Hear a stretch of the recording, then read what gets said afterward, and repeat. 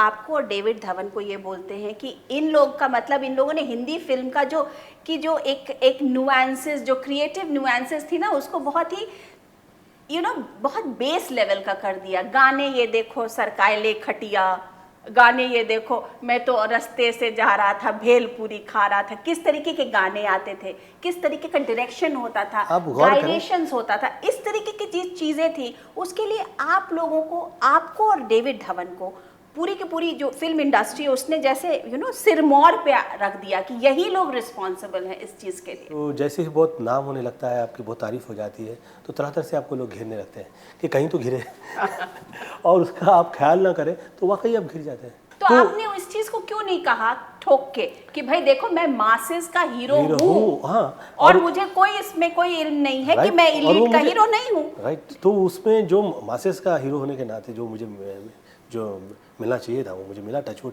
I couldn't manage with show off, जिसको show world तो है ही है। और इसमें जो मार्केटिंग आपकी उस तरीके से काम से पहले और काम के बाद जो होता है, दैट इज़ वेरी इंपॉर्टेंट। तो हमने उस पर वर्क नहीं किया, ये हमको उस समय ही नहीं मिला, हम इतनी ज़्यादा काम कर रहे थे। That is very important. लोग कहने लगे कि गोविंदा जो है ना वो रिक्शे वाले, ठेले वाले, रेवड़ी वाले, इन सब के जो है रियल हीरो है। आपको उस वक्त कैसा लगता था जब इस तरीके की चीजें? तारीफ कभी बुरी नहीं होती है, तारीफ कभी खराब नहीं होती है, आप उसको तारीफ की तरह लेते थे। सक्सेस कभी खराब नहीं होती है, चाहे जहाँ हो जाए, जैसी हो।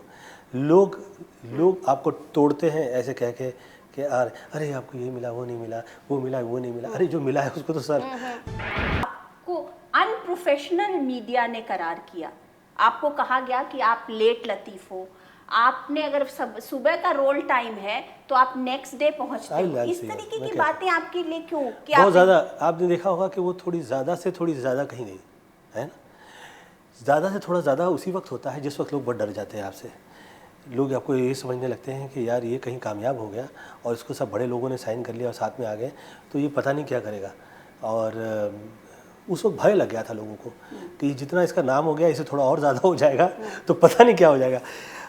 तो जो लोग फाइनेंस नहीं ला पा रहे थे वो ये कह रहे थे, जो लोगों को आर्टिस्ट दूसरे एक्टरों की डेट नहीं मिल रही थी वो ये कह रहे थे, फिर जो लोग कंपटीशन कर रहे थे वो इसको ज़्यादा कहलवा रहे थे, फिर बहुत से ऐसे लोग शामिल हो गए थे जो मेरे थे ही नहीं, वो आए ही थे सिर्फ रोड़ा डालने के लिए, और मैंने उनको ऐसे एक्सेप्ट कर लिया था जैसे कि आइए आप मेरे प्रोड्यूसर हैं।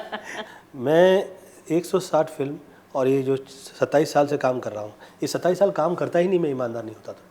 2004 में आप पॉलिटिक्स में आए, आई नो कि ये आपकी एक दुखती रग भी है। मैं कामयाब हुआ, मैंने रामनाईक जी के साथ लड़ा। रामनाईक जी के साथ आप इतने बड़े कद्दावर नेता को आपने हराया। हाँ, राम नायक जैसे, जो कि बीजेपी की जिसे बोलते हैं ना स्तंभ माने जाते रहे हैं वहाँ पे बॉम्बे में, मुंबई में, उनको आपने हराया। पेट्रोलियम मिनिस्टर थे सेंटर में, उनको आपने उस वक्त में हराया। उसके बावजूद मतलब आपको पॉलिटिक्स से क्यों आपने छोड़ क्यों दिया पॉलिटिक्स? मुझे ऐसा लगता है कि मैंने सबसे बहुत बड़ी समझदारी की कि जिस वक्त मैं वहाँ से निकला है ना, तो मैं कोई कड़वाहट छोड़ के नहीं, बिल्कुल सही है। मैंने किसी के साथ में कोई बदतमीजी नहीं की। आपके जो ओपोनेंट्स वहाँ पर थे, खास करके पॉलिटिकल ओपोनेंट्स जो आपकी कॉन्स्टिट्यूएंसी के, उन्होंने 2009 में डिक्लेयर कर दिया कि भाग गया नजर नहीं आया। हाँ, नजर नहीं आ रहा है, हमारा एक ऐसा एमपी है जो कभी नजर नहीं आता है। मुझे यही समझ में आया कि ये जो है मेरे साथ है लेकिन मेरे साथी नहीं है। ये साथ होना एक अलग चीज़ है, साथ चलना एक चीज़ है, और साथी होना एक अलग चीज़ है। तो इट्स वेरी इंपॉर्टेंट कि जो बहुतों की भीड़ में अकेला हो उसको वही समझ में आ जाए कि इससे तो अच्छा है कि मैं अकेला रहूं और इस भीड़ के साथ में वो काम करता रहूं जो मुझे करते रहना चाहिए, है ना। तो आई डिड दैट। बहुत से लोगों को अच्छा नहीं लगा, वो आके हमेशा ये कहने लगे मिल के कि गोविंदा हमको साथ नहीं दे रहा है, हमसे मिल नहीं रहा है, नाराज़ होने लगे मुझसे। लेकिन मेरा वो काम करने का तरीका था, मैं उनके उस भीड़ में जाना ही नहीं चाह रहा था। लगता है कि आपकी सोच और आपकी बातचीत को बहुत सारे लोग समझ नहीं पाते हैं, क्या बात है? ऐसे आपको बहुत से लोग इस चीज़ का ऑब्जेक्शन उस समय में करते थे कि गोविंदा हमेशा बड़ा देश काल परिस्थिति देखता है और हॉरोस्कोप देखता है, और पर आप ऐसा करते थे क्या? भविष्य, हाँ, मैं हमेशा मैंने देखकर ही जिंदगी में मैं जिया हूँ। मुझे मेरी मम्मी ने वही समझाया है। अच्छा। कि तो क्या आप राहु काल देखते हैं? हमेशा रूप शास्त्र, सौंदर्य शास्त्र और जितना ज्योतिष शास्त्र, ये जितने शास्त्र बने हैं ये हम लोग की सुविधा के लिए बने हैं। अभी भी आप फॉलो करते हैं बिल्कुल ज्योतिष? मैं हमेशा हमेशा देख सोच समझ कर ही ज़िंदगी में कदम उठाता हूँ। और जितनी चीज़ें मेरी समझ के बाहर होती है उसके लिए मैं प्रार्थना करता हूँ। लोगों ने खूब आपके इस बात पर भी मजाक बनाया कि अरे वो तो पता नहीं कहाँ किस दुनिया में रहता है, कुछ कुछ अजीबो गरीब बात करता रहता है कि अभी राहु काल है तो अभी समय सही नहीं है, वो उसकी काली दृष्टि मेरे ऊपर पड़ रही, इस तरीके की बातें फिल्म ये मैंने इंडस्ट्री कभी में नहीं कहा कि काली दृष्टि में नहीं, लोगों ने हाँ उस तरह से।